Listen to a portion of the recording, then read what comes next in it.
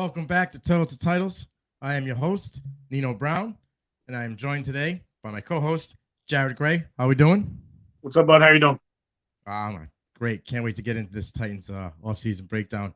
Now, very special guest at the bottom of the screen, Teron Davenport. How we doing? Hey, what's going on, fellas? Appreciate you. We appreciate you hopping on and doing this with us.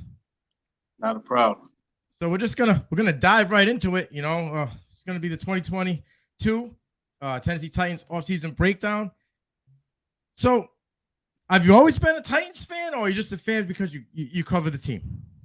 I never a fan of the team. Still not. Just this was an opportunity that opened up for me, and I took advantage of it. So there's no fandom or anything like that. Just give me what I see and being as objective as possible. All right. Now, the Titans were very active in free agency. They re-signed Harold Landry. They signed Austin Hooper. They also signed Ben Jones, the center. They signed DeMarco Jones. They traded for Robert Woods. They re-signed Jeffrey Swain. What can we expect from these guys? What is the direction of this offense going with the wide receivers, Tannehill, and all these new guys? What can we expect from the offense this year?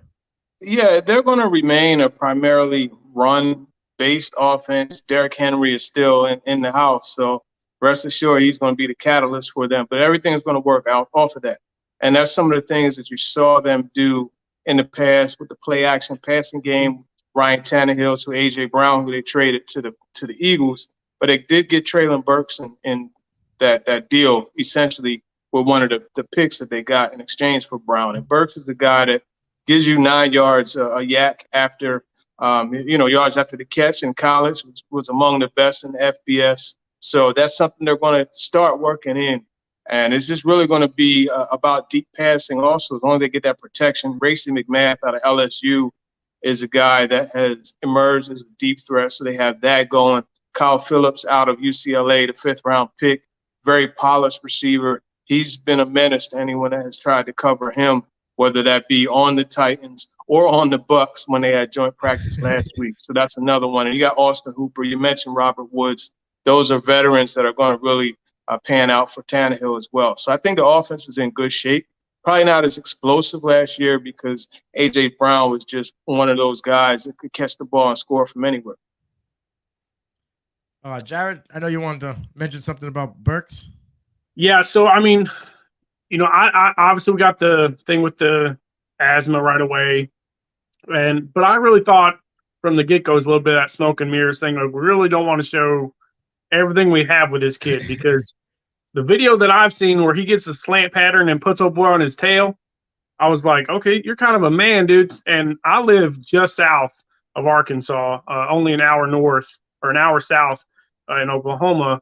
And I've obviously got to see him live. What are we really going to see from Traylon Burks? Because what I see on tape, he's wide open in like every preseason game. Is that just a little bit of Malik just not seeing him or what?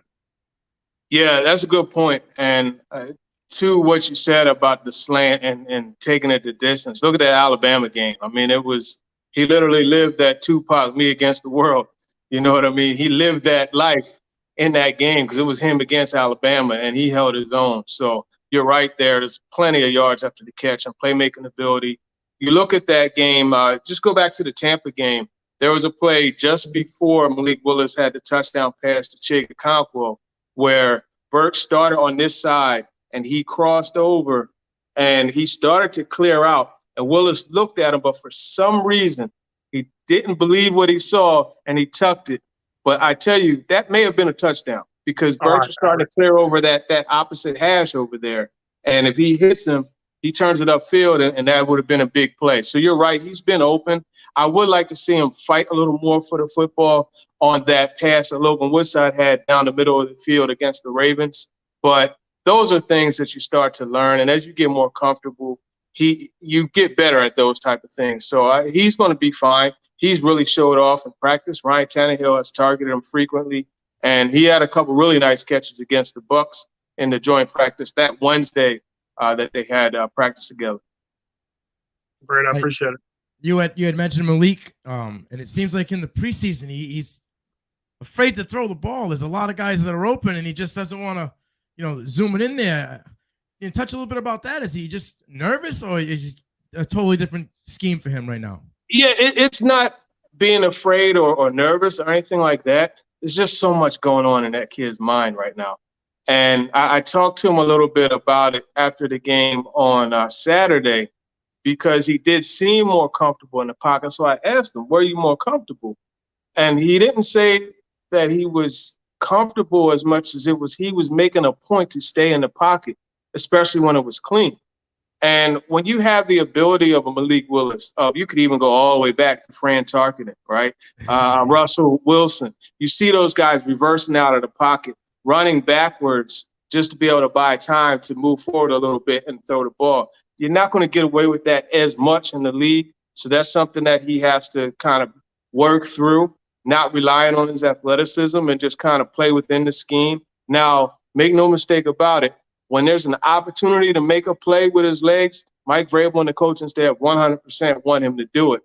But make it easy for yourself. Those guys on the outside, they get paid to make plays. If they're open, give them the football, let them take the hit and get the extra yards. Yeah, I did see him say that he knows he can run, and he's really working towards sitting in there and getting the throws off. We talked a little bit quickly about Austin Hooper, and I feel last year when everybody went down, when Julio went down and AJ got hurt, they lacked a big presence. And in a run-heavy team, I feel like a tight end is like a priority. Yeah. They didn't have that last year. What can we expect out of Hooper, especially in the red zone this year? I'm high on him. Well, yeah, I'm picking Hooper for my fantasy team. Rest assured, if he's there, I'm taking him. And I tell you what, from the start, it was his goal to really bond with Ryan Tannehill and get that relationship, that trust and confidence level that you need in order to have, a productive pass catching duo. And they've worked to get that, even during special teams period or down periods. You see him starting at the top of the route and just coming out of his break, and Tannehill throwing him the football. And they're talking through everything. After almost every rep, they're having conversations, about what they saw and what could have been different, et cetera. So that's a positive thing. Austin Hooper is very good at work in the middle of the field, as most tight ends are. And Ryan Tannehill loves to throw it between the hashes. So those are good things. It's a good match there. So I think Hooper is going to be a productive player. But you mentioned the red zone. And I tell you, a guy in the red zone I think is going to be a very good option is Chig Okonkwo, the 4th-round pick out of Maryland. And the reason why I mentioned that, I remember in minicamp, 2 practices, he had a total of 4 touchdowns in low red zone drills. And they're able to move him all over the place, whether it's to flex him, have him in line, lined up out wide, whichever. And he's a guy that could produce out of all of those situations. Good short area quickness.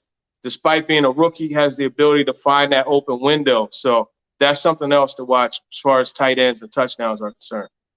I like that. That's inside information right there, everybody. Keep that in mind if you're drafting late. Go get him. Yeah. You said the King. The King is here. He's still in Tennessee. Is he healthy? How's that foot? What can we expect? Prime King Henry, and what roles would Hilliard and Haskins play this year? And kind of giving him a little bit of a break, because that man just is a workhorse. Yeah, he is a workhorse. He's been getting a break in camp. Whenever they're in pads, he doesn't do much as far as team period. Now, when they do inside run, he's done that just to get a little bit of that pounding, that thumping that you need. You got to get used to it. So that's the opportunity that they take there. But for the most part, he does individual period. Acceleration is there. And believe it or not, upper body wise, he's actually gotten bigger. And I was surprised to see that. But arms and it's a little bigger, at least to a lot of us to see him, pretty much every day. And I do like the way that he's been able to accelerate, when they do have team period, non-pads, they'll run outside, like stretch sometimes. And you'll see him, give that stiff arm and then accelerate away from everybody. So I think he's healthy. And then the other thing with Derrick Henry that you always have to appreciate, special teams period, like I said, with Austin Hooper and Ryan Tannehill, he's working with Tony Dews, the running backs coach. In fact, I have it on my Twitter, different videos of them working. He's coming like to block and then releasing and catching the screen. He's doing just different pass catching drills, pass pro drills. But then he's also going to the sand pit because they put a sand pit in there by the indoor part by the bubble for him. They did that 3 years ago, and he's on that. He actually got Jeffrey Simmons and Harold Landry to get on that with him too.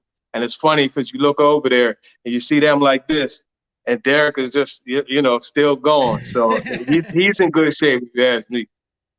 So with the rookie Haskins there, I mean, the last couple preseason games, he didn't look like he had that pop. I think I believe it was Chestnut looked a little bit better than him. Yeah. Can Chestnut make the squad? Will he make the roster, you think? I doubt he makes it because they would have to keep 4 running backs. But he's a guy that they really like. And I forgot to mention Hilliard and Haskins. So I'll get into Hilliard real quick just to jump back some. Whenever they're in team period and pads, it's Dontrell Hilliard that's taking those reps. And he's actually been very impressive as far as being able to, hit the home run, hit the hole quickly and make a move and accelerate away. But the most impressive thing with Dontrell Hilliard is his pass catching ability. He runs routes like a receiver. And we got to watch him. They did hurry up period against the Bucks on Thursday. And I remember that first time they were out there, Tannehill had 5 plays. 2 of them were completions to Dontrell Hilliard. So that lets you know he trusts them, right? So you got that. And then Hassan Haskins, one of the things that really impressed with him is his pass pro. And that's, as you guys know, usually an area for improvement when you're talking about a rookie running back. But he's willing to go up in there, stick his nose and take somebody on, smack them right in the mouth and do those type of things. And he actually had a really nice hit on Logan Ryan in joint practices on the second day, blew him up, so that was a good thing to see. But Haskins, another one that impressed from his pass catching ability too. These are things that a lot of people didn't see from him coming out, but he's definitely solid in that area. Yeah, I was a fan of Haskins coming out of Michigan. He landed in a nice spot. Yeah. So you talked about Landry, and my buddy here, Jarod, he's a huge defensive guy. So I know that Landry and Simmons anchor that defense. So I'm going to let him dive into that real quick with you. Yeah, like you said, I'm a big Simmons and Landry guy. I've said from the get-go, I've always thought they were put the rumor out on Simmons, like, the injury might be lingering a little more than they want to, and then here they come just grab him. And I'm like, man, I just had this in the back of my mind. And Landry just seems like, as good as he was in college, he's gotten bigger, faster, and stronger as a pro.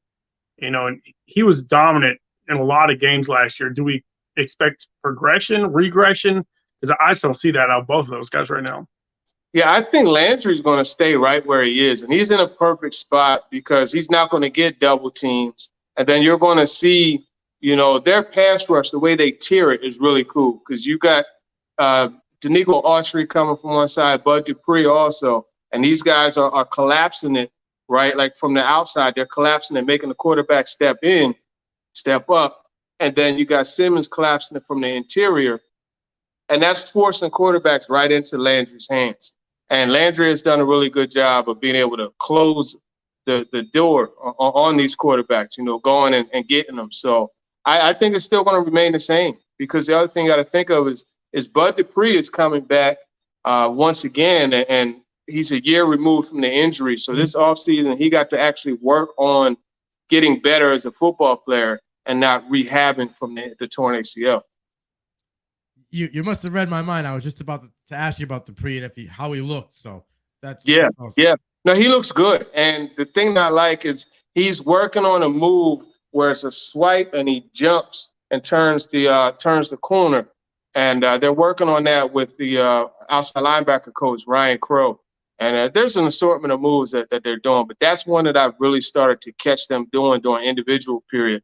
And he just remains, a really relentless pass rusher. And by the way, there's a guy out of Pittsburgh from last year by the name of Rashad Weaver he's something special. If you watch the preseason games, you're not going to run outside of him because he's going to set that edge all the time. But he will get pressure. And in fact, last week on Saturday, he had a sack and he got his hand on a ball that ended up being intercepted by Joe Jones. Nice. Now that secondary, Kevin Bard, he's the guy, and they got Farley as DB1, but they added Roger McCreary and Theo Jackson in the draft. So what are the thoughts on McCreary? Is he going to start week 1?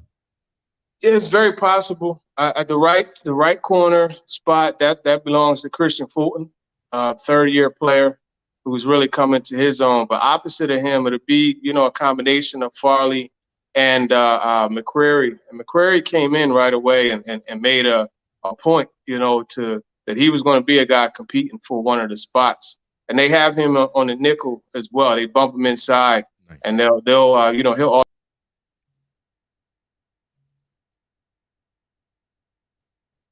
And really, to be honest with you, whoever starts opposite Christian Fulton, it's one of those situations where it's cool that your family hears your name called as the starters, but you're going to play pretty much the same as the guy behind you. Yeah. So, in your eyes, what are the Titans' biggest concern heading into this year? Definitely the offensive line. Right tackle primarily. Left guard seems to have sorted itself out with Aaron Brooks, something that they're working through. Dylan Radence, they used a second-round pick on him last year. He didn't really get much work there, but he was supposed to be the starter. But Nicholas Petit-Ferrer has come along and given them really good competition. And Radence has struggled a bit, to be honest with you. They actually used him a bit at left guard in the previous practice that we were at. So I think right tackle is an area that should be of some concern. But everything else is in good shape. Okay. Now, thoughts on the Titans' schedule this year? And if you can give me a number where you can see them finishing this year. Yeah, I think they'll be around.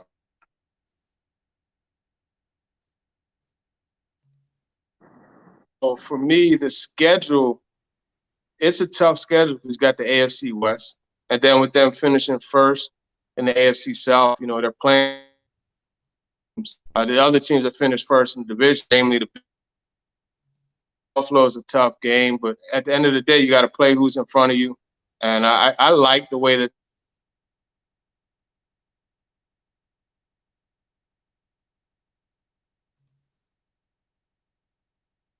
he's muted. I think you're on mute. Yeah, I'm not sure what's going on there. How about now? Yeah, we're good now. We're good now. Oh, and back on mute. Oh, you're good now. Yeah, I don't know. Something is muting. I don't know. But, yeah, I mean, as far as the schedule, I would say 12-5, 11-6. They're in a tough situation because they finished first in the AFC South, which means that they have to play against, the first in other divisions, right? Namely the Bills. That trip at Buffalo is going to be a different.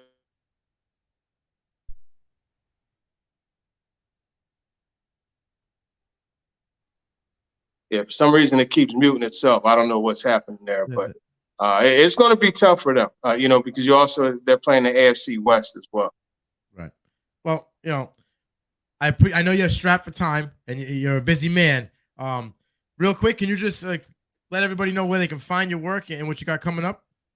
Yeah, you could check it out at @TDavenport_NFL on Twitter, ESPN.com. Just go to the NFL page, click Teams and Titans, and all the Titans content is there.